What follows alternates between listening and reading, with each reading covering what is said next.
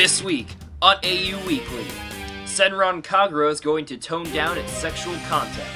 I guess I have to start calling it ninjas who also have boobs. The Love Live arcade game has a bug that causes its characters to appear naked.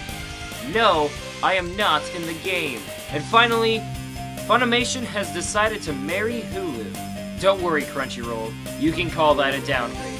All that and more is coming up this week on AU Weekly.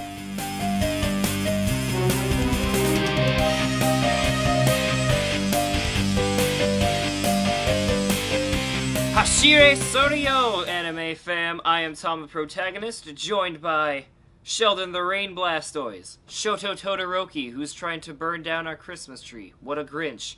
And of course, set to alter Lily Jeanne d'Arc. Welcome to Padoru Month Week 2. We're very excited to get this show going. Also, how about that new intro theme?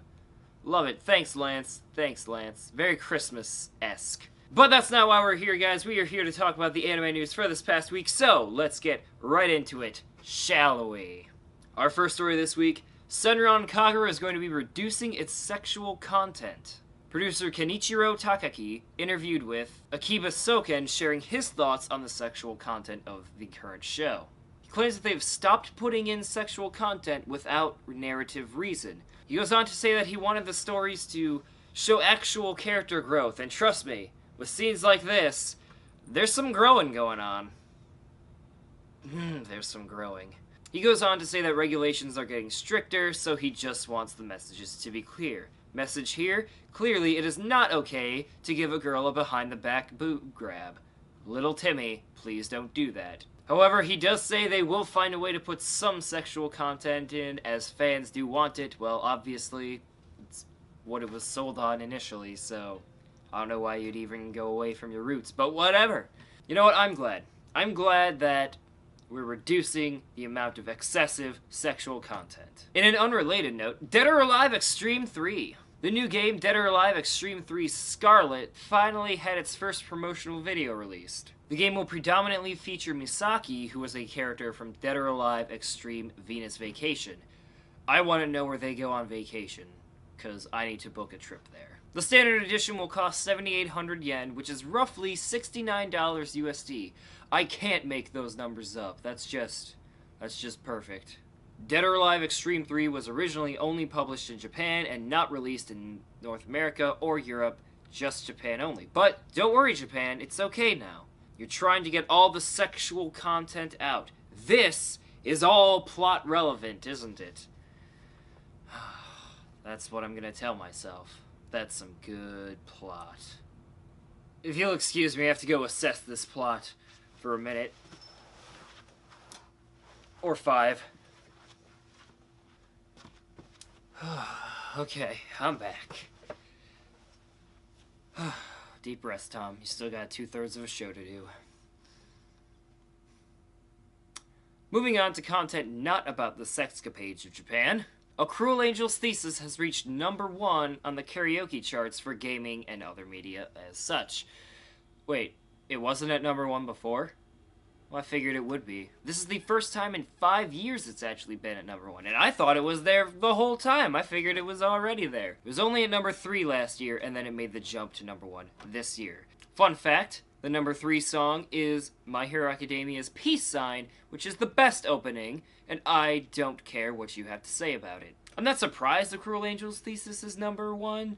I mean, just with all the parody and remixes and stuff it has. Like, I've seen video parodies where they put Seinfeld, and some of my personal favorites were Drake and Josh and Mr. Bean for the videos, and it's just the best. Never stop, content creators on YouTube. Never stop. You make my world. Alright, it's been one story. I think we can go back to sexual content now. This time it's about Love Live, which is a can of worms I don't know if we're prepared to open.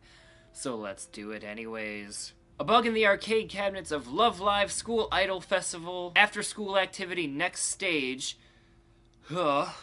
is causing the characters to appear naked. Yeah, I'm just flat out naked. Now, there's nothing actually viewable. It's more like they're mannequins, which is just honestly rather creepy and kind of terrifying. if you look at it closely. Don't look at it. What's even weirder is that sometimes the characters won't have heads, which is... God, that's even creepier.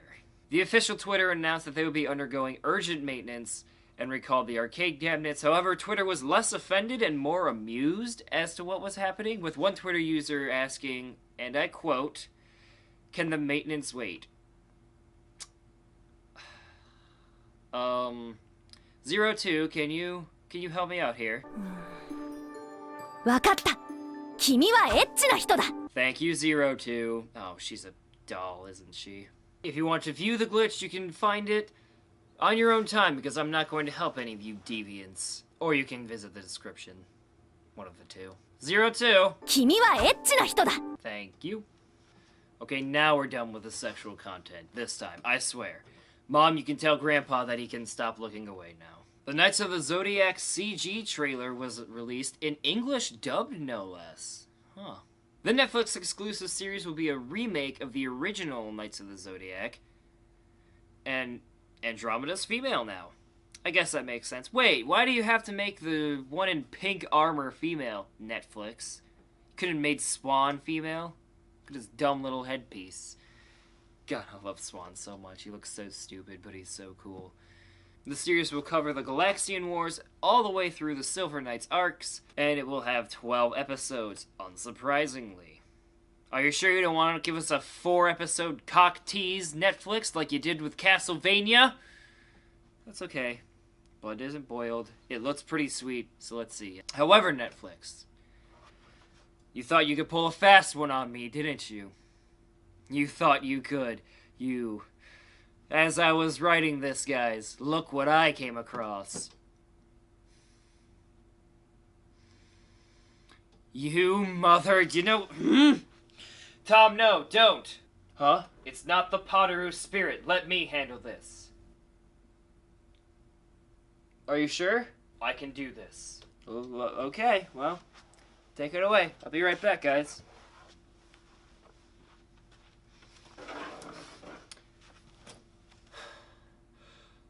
Konnichiwa, anime fam. I'm the original Tom the Protagonist. F*** you, Netflix. Trying to ruin my other half's persona by announcing a live-action Saint Seiya. F*** you. I hope you burn. I hope... You know what? I was gonna say I hope Santa brings you coal. I hope Krampus comes and drags you down to the underworld. You will all burn...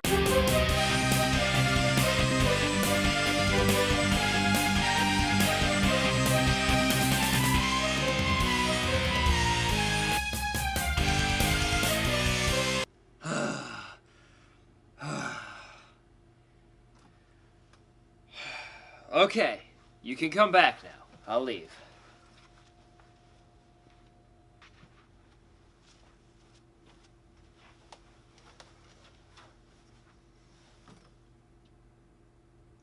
He's gonna have to cut all that, isn't he? Anyways, on to our last story of the week, fam. Funimation and Hulu are now married. Aww.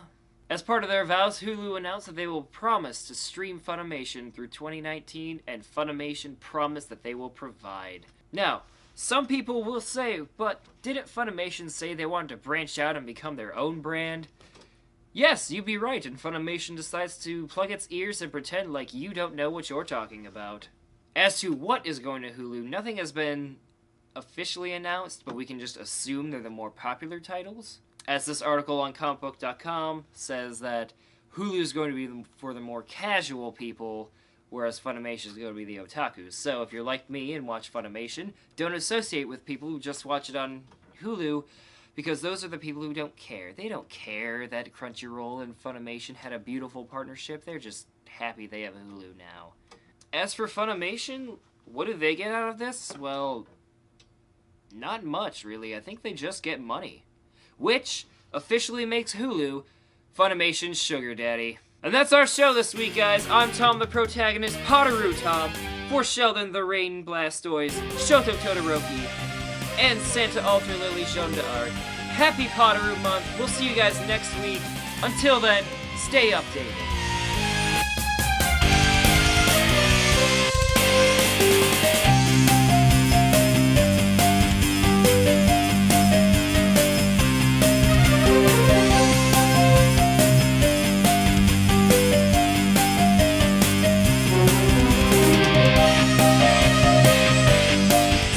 Walter Lily Jeanne d'Arc. Is she going to be bringing you something nice this year?